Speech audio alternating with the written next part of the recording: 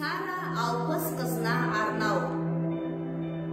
Нұрсұлтандай жары оның айбаттер, жақсы жанға жақсы өленін арнап дер.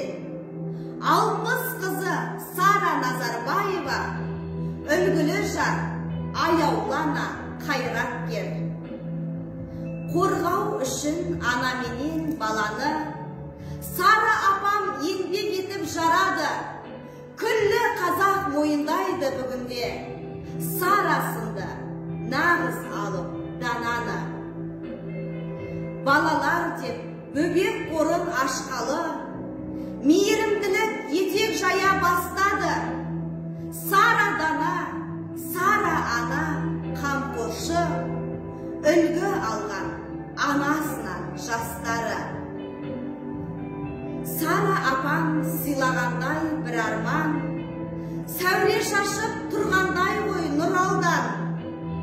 Өзгелерге шуақ болып өзгеше, өзін өзі тану пәнін шығарған. Жақсылармен жинағандай жан-жағын, Сара апамнан қуат алып самғадым. Жүрегімнен шыққан осы өлеңді 80 жылдық мерейтойға арнадым. Мейірімділік бар ғой менің бойымда, бұл өлеңім Сара апам жайында. Өлең арнау енді тұр ғой ойымда, Сара апамның 100 жылдық мерейтойында.